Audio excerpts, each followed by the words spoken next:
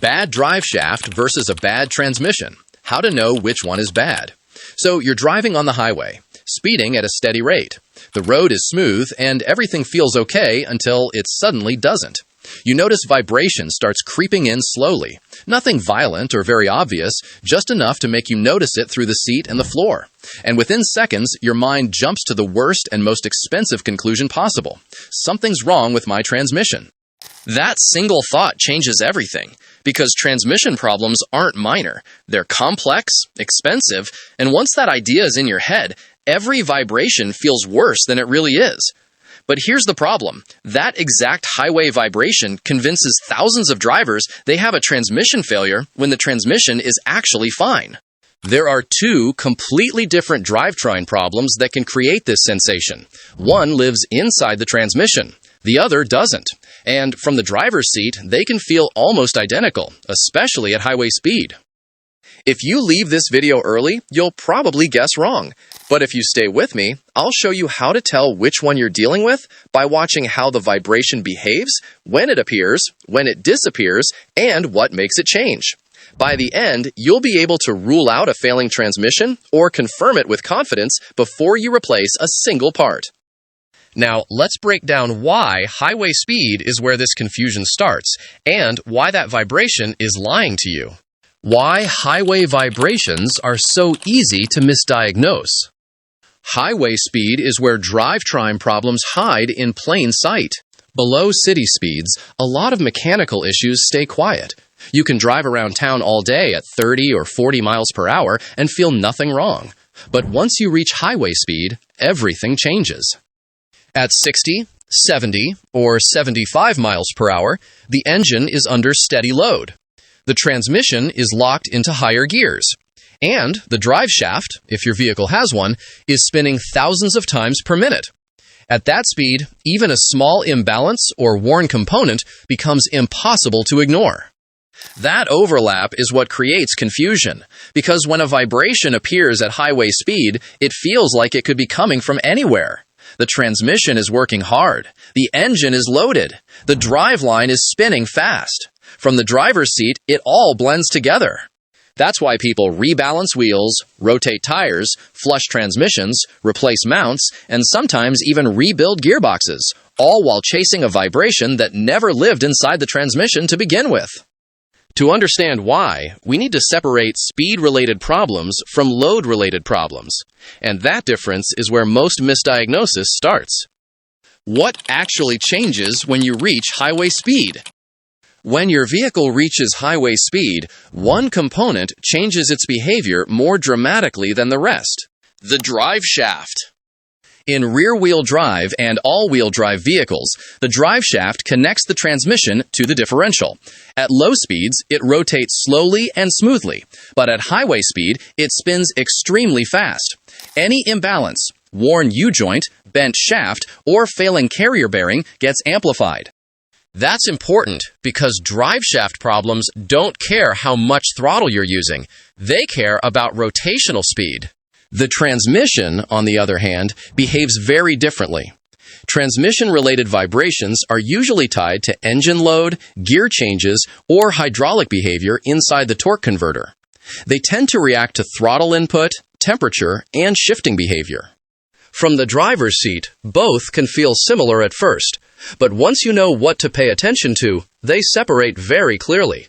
How a drive shaft vibration really feels. A drive shaft-related vibration has one defining characteristic: consistency. Once it starts, it doesn't come and go based on throttle input. Accelerate, coast, or hold speed, the vibration stays. It may increase slightly as speed increases, but it doesn't suddenly disappear when you let off the gas. That's because the drive shaft doesn't care how hard the engine is working. It only cares how fast it's spinning. Most people describe this vibration as coming from underneath them rather than in front of them. You feel it through the seat, the floorboard, sometimes even through the center console. It's not sharp, it's not jerky. It's more like a steady buzz, almost like sitting on top of a giant electric toothbrush. That sensation is a huge clue, but most people ignore it because it doesn't feel dramatic enough to be serious. And that's where the trap begins. The early driveshaft warnings people dismiss. Driveshafts rarely fail without warning. They just warn quietly. Worn U-joints often make a dull clunk when shifting from park into drive, or when coming off a stop. Sometimes there's a faint chirping or squeaking sound at low speeds. Other times there's a subtle vibration that disappears below highway speed. Because the vehicle still drives fine, these warnings get ignored. But as those joints wear further, or as the shaft loses balance, that quiet warning turns into a highway speed vibration. And by the time most drivers notice it, the early warning stage has already passed. At this point, the vibration feels serious enough to be expensive, which is why the transmission gets blamed first. How transmission vibration feels different. Transmission-related vibrations behave very differently, even if they initially feel similar. Instead of a steady buzz, transmission problems usually create shuddering. It feels like the vehicle is rapidly shaking itself for a second or two, then calming down. This often happens during light acceleration, gear changes, or when the torque converter locks and unlocks. One of the most common examples is torque converter shudder, which typically shows up between 40 and 60 miles per hour. The vehicle feels like it's driving over rumble strips for a brief moment, then smoothing out again. Unlike a driveshaft vibration, transmission vibration usually reacts to throttle input. Press the gas and it may get worse. Let off and it may disappear. That on and off behavior is a major clue that the problem is load-related, not speed-related. But here's where things get tricky, because there are situations where this distinction isn't obvious yet.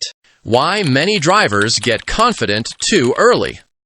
Here's the mistake that kills accurate diagnosis.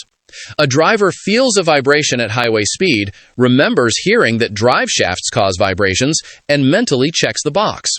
Or they hear transmission problems are expensive and panic themselves into certainty. In both cases, the problem is the same. They decide before confirming. Symptoms alone are not enough. You need to see how the vibration behaves under specific conditions. And this is where we start narrowing things down, without committing yet. The first clue that actually matters. Here's the first question that matters more than anything else. Does the vibration change when you change throttle input? If the vibration stays exactly the same whether you accelerate, coast, or maintain speed, remember that. Don't conclude anything yet, just remember it. If the vibration comes and goes based on throttle input, remember that too. At this stage, you're not diagnosing, you're collecting clues. The neutral test that separates speed from load. One of the simplest ways to separate these two systems happens at highway speed. If it's safe to do so, shifting into neutral can reveal a lot. When you shift into neutral at highway speed, the engine load drops and the transmission stops delivering torque, but the driveshaft keeps spinning at the same road speed. If the vibration stays exactly the same in neutral, that's a strong indication the problem is speed-related, not load-related. If the vibration fades or disappears in neutral, the transmission or engine load becomes much more suspicious. This test doesn't give you a final answer, but it eliminates half the system immediately, and that alone saves people thousands. Why temperature changes the story. Temperature is another clue that gets overlooked. Transmission problems often worsen as the vehicle warms up. Transmission fluid changes viscosity with heat, and internal components behave differently once everything reaches operating temperature. A car might drive perfectly for the first 10 minutes, then start shuddering once fully warm. Driveshaft vibrations usually don't care about temperature. Cold or hot, the vibration feels the same. If the vibration appears the moment you reach highway speed, regardless of how long you've been driving, that consistency matters. Again, this isn't a conclusion, it's another piece of the puzzle. Why rear-wheel drive vehicles get fooled more often. Rear-wheel drive and all-wheel drive vehicles are especially prone to this misdiagnosis. Long drive shafts spinning at high speed are extremely sensitive to imbalance and angle changes. Lifted trucks, lowered cars, worn carrier bearings, and modified suspensions all increase the likelihood of vibration. In these vehicles, the transmission often gets blamed simply because it's the most complex and expensive component in the system. Front-wheel drive vehicles don't use traditional drive shafts, so their vibrations often come from CV axles or transmission components instead. But trucks, SUVs, and performance cars are prime candidates for this exact confusion. And if you want more explanations that actually save you money, subscribe, because your car is always communicating. You just have to know how to listen.